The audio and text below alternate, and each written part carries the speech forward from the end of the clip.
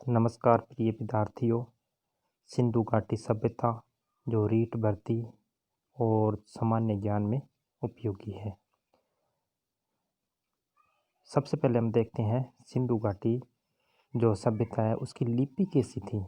तो लिपि के बारे में थोड़ी सी चर्चा करेंगे। तो चित्रात्मक लिपि थी इसकी और सर्पिलाकार। ये सर्प और पिलाकार अलग लिखा गया है, तो ये टेक्निकल प्रॉब्लम है, इसको आप इग्नोर कीजिए। इसको गोमूत्र लिपि भी कहा जाता है और पुष्टोभेदम लिपि भी कहा जाता है। प्रथम लाइन दाएं से बाएं और द्वितीय लाइन बाएं से दाएं लिखी जाती थी। तो अब मैं एक बार ये बता देता हूँ, ये यहाँ तक समझ आ गया होगा और थोड़ा सा और मैं समझाने का तुम्हें प्रयास करता हूँ। देखो क्या कह रहा है, प्रथम लाइन दाएं से बाएं और द्वितीय लाइन बाएं से दाएं, और इसको कहा क्या है, सर्पिला का। तो ये देखो अपना दायां हाथ यहाँ से स्टार्ट होके बाईं तरफ आएगी और फिर बाएं से दाईं तरफ जाएगी, फिर दाएं से बाईं ओर, फिर बाएं से दाईं ओर, फिर दाएं से बाईं ओर, फिर बाएं से दाईं ओर, फिर दाएं से बाईं ओर। तो एक ये जो आकार बन रहा है कैसा बन रहा है, एक सर्प के जैसा बन रहा है, एक सांप के जैसा बन रहा है। इसलिए इस लिपि को क्या कहा गया है, सर्पिलाकार लिपि कहा गया है। चित्तर अक्षर कितने पहले देख लेते हैं। मूल चिन्ह जो प्राप्त हुए हैं वो हुए हैं 64 और जो चित्तर अक्षर जो प्राप्त हुए हैं वो प्राप्त हुए हैं 250 से 400। सर्वप्रथम पढ़ने का जो प्रयास है बिडेन महोदय ने किया था, लेकिन वो इसमें असफल रहे थे। अब सबसे पहले हम देखते हैं इसका विस्तार कहाँ से कहाँ तक था। उत्तर दिशा में चलते हैं। पहले उत्तर दिशा में जम्मू कश्मीर, जहाँ एक स्थान है मांडा अखनूर गांव के अंदर। तो नदी थी चिनाब नदी। चिनाब नदी के पास में जम्मू कश्मीर के अंदर उत्तर दिशा में चिनाब नदी, मांडा स्थान, अखनूर गांव में। अब आते हैं अपने पूर्व दिशा में। तो पूर्व दिशा में देखिए आलमगीरपुर एक स्थान है जो है मेरठ के अंदर उत्तर प्रदेश में, और नदी अगर पूछा जाए तो हिंडन नदी। अब अपने आते हैं पश्चिम में।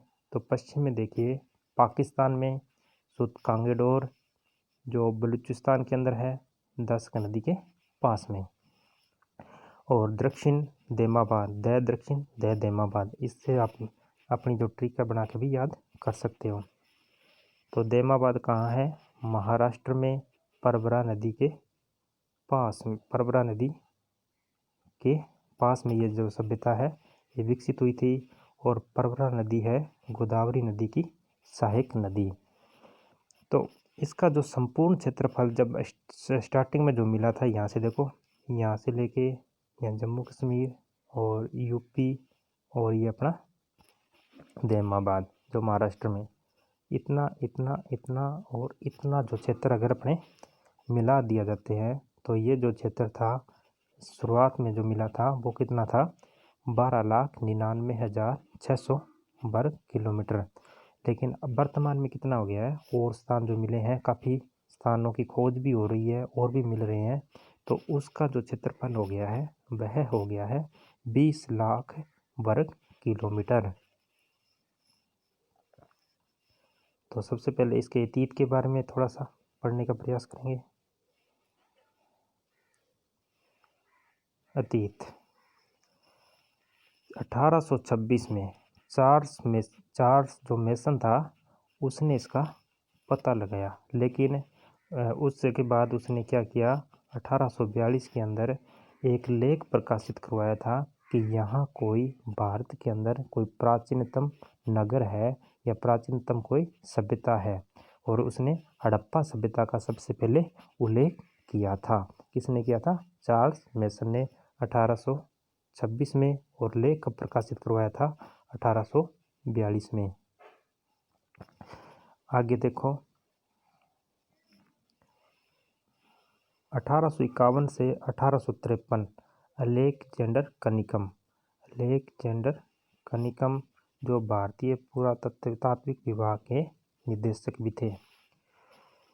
अलेक्जेंडर कनिकम ने हड़प्पा के टीले का सर्वेक्षण किया और 1856 में हड़प्पा का मानचित्र तैयार करवाया और 1861 में भारतीय पुरातात्विक विभाग की स्थापना की। व इनके जनक भी कौन कहलाए?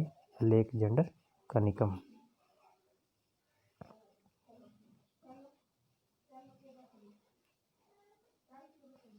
1853 से 1856 कराची लाहौर लाइन जो बर्टन बंधु थे उन्होंने डालने का कार्य किया था 1853 से 1856 में। ये तो आपको मालूम ही होगा कि सबसे पहले जो रेलवे लाइन का जो कार्य किया गया था वह सबसे पहले मुंबई से ठाणे के बीच किया गया था 1853 में।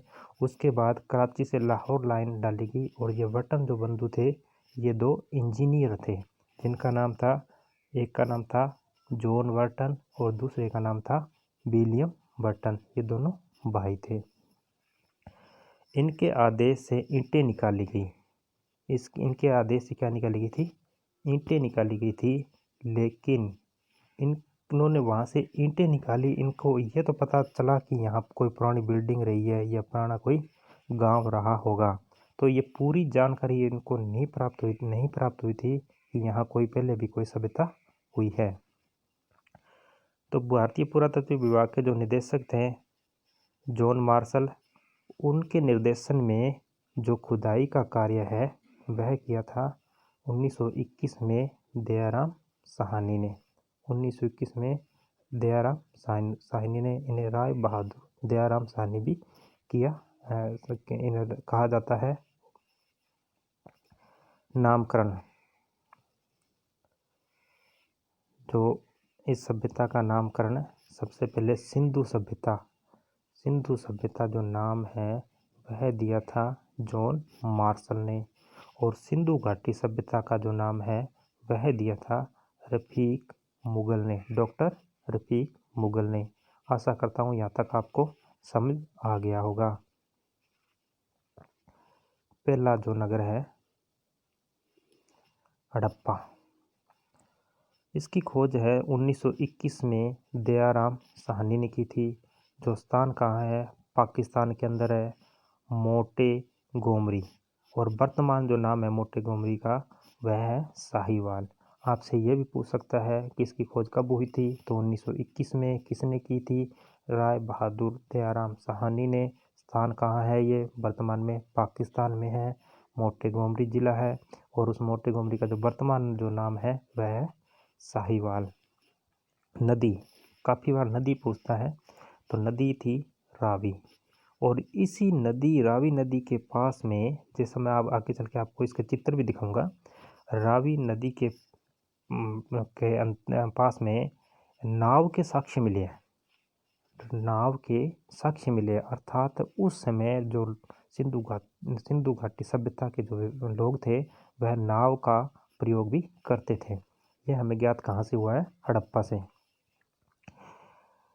रावी नदी के बाईं ओर उत्खनन करवाया गया था और इनके जो दयाराम साहनी थे उनके निर्देशन में जो उत्खनन हुआ था पहले हुआ था 1926 में। 1926 में किया था मातो स्वरूप वत्स ने। ये याद रखना, सबसे पहले 1926 के अंदर जो उत्खनन का कार्य है वो किन्होंने किया था? माधव स्वरूप वत्स ने। किनके निर्देशन में? दयाराम साहनी के। उसके बाद 1946 में किया था मार्टिन व्हीलर ने। सबसे पहले हड़प्पा के बारे में अपने पढ़ रहे हैं, तो हड़प्पा के में दो नगर मिले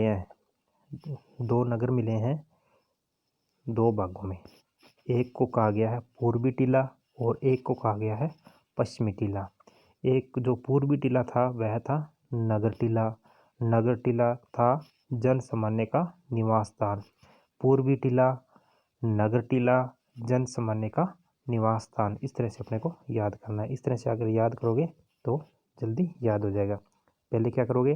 पूर्वी टीला, फिर नगर टीला और जन सामान्य का निवास स्थान। अर्थात पूर्व जो दिशा थी वहाँ एक टीला मिला है, उस टीले के अंदर एक नगर मिला है और उस नगर में ऐसा अनुमान लगाया जाता है कि जन सामान्य जो लोग हैं निवास करते थे।